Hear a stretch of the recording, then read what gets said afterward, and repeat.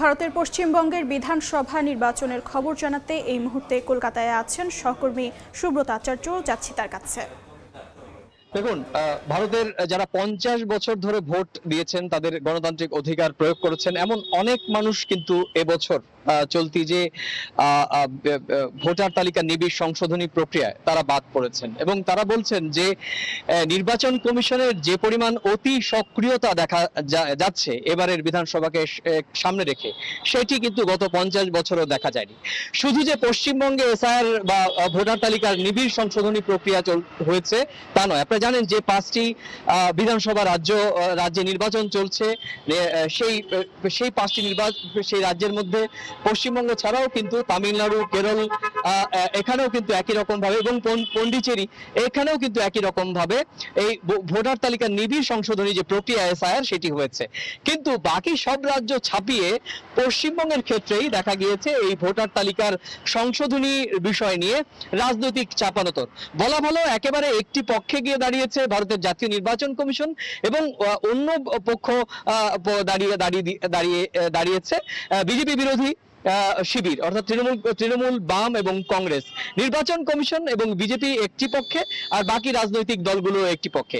সবশেষ যে গতকাল সোমবার রাতে নির্বাচন কমিশনের যে বিবেচনাধীন 60 লক্ষ ভোটার তালিকার নাম, সেই নাম দেখা গিয়েছে যে প্রায় 60 লক্ষের মধ্যে 27 লক্ষের বেশি যে নাম বাদ গিয়েছে। অর্থাৎ খসড়া যে তালিকা প্রকাশ করা হয়েছিল 28শে ফেব্রুয়ারি, সেখানে আমরা দেখেছি যে 58 লক্ষ মানুষের নাম বাদ গিয়েছিল এবং পরবর্তীতে 27 লাখ মানুষের নাম আমরা দেখেছি গতকাল রাতে বাদ গিয়েছে।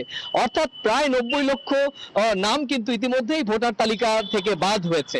এবং সবচেয়ে মজার বিষয় এবং আশ্চর্যের বিষয় এটি যে ভোট কিন্তু এখন মাত্র বাকি 15 দিন। রাজনৈতিক দলের সমস্ত প্রচার প্রচারণা চলছে, কিন্তু ভোটাররা এখনো নিশ্চিত নন তারা ভোটের দিন অর্থাৎ 23 এপ্রিল কিংবা 29 এপ্রিল তারা তাদের গণতান্ত্রিক অধিকার, নাগরিক অধিকার প্রয়োগ করতে পারবেন কি পারবেন না।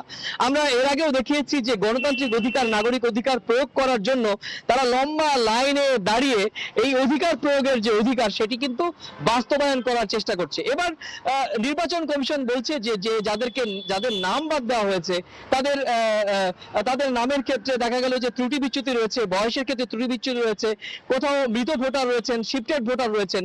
কিন্তু তারপরেও নির্বাচন কমিশনের কাছে বড় প্রশ্ন ভারতের নাগরিকদের একটি বড় অংশে, যে এত সংখ্যক নাম বাদ যাওয়া কি সত্যিকার অর্থে কোনো যৌক্তিক, নাকি এর পেছনে কোনো রাজনৈতিক অভিসন্ধি রয়েছে।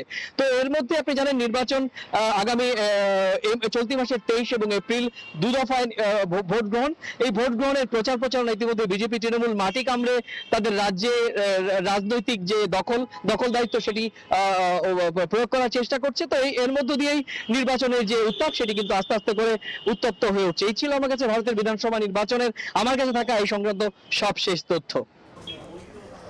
কলকাতায় যুক্ত ছিলেন সহকর্মী সুব্রত আচার্য।